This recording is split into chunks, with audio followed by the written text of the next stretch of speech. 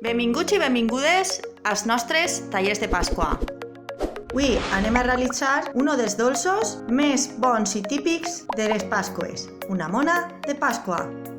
Anem a necessitar 550 grams de farina, ratlladura de llima i taronja, 120 grams de sucre, 110 mil·lilitres d'oli de gira-sol, 150 mil·lilitres de llet, 50 mil·lilitres de suc de taronja, 12 grams de rent sec, 2 ous de grandesa M, un ou dur i la decoració.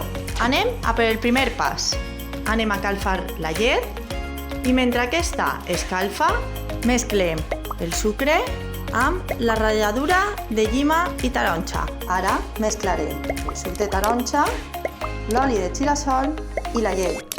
És important que ho mesclem tot molt bé. Preparats? El següent pas a realitzar és desfer el nostre rent en un poc d'aigua calenta i esperar 10 minuts a que repose.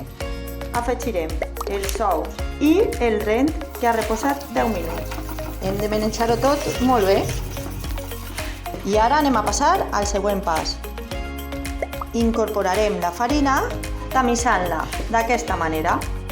Ficarem la farina dins del colador i farem aquest moviment. Mireu, deixarem la nostra farina molt fineta. Mireu com va quedant la nostra massa. Ja tenim la nostra massa esponjosa. Hem de tapar-la amb un paper de fil o amb un drap i deixar-la a un lloc càlid. Passades les 6 hores, anem a veure com ens està quedant la massa. S'ha fet gran!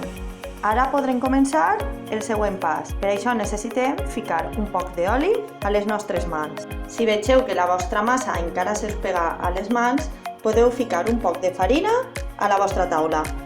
Quan la tinguem feta una boleta, la repartirem en 4 trossos. Ara teniu que deixar volar la vostra imaginació i fer de cada una de les parts la figura que més vos agrade. Vinga, a gaudir! Mireu quines formes més divertides hem fet! Els nostres animals preferits. Ara sols queda passar al següent pas. Abans de dur-lo al forn, pintarem amb ou les nostres mones. Podem començar a decorar.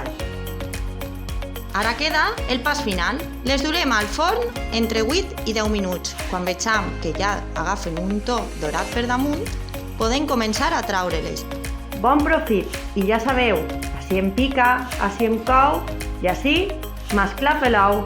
Bones Pasqües!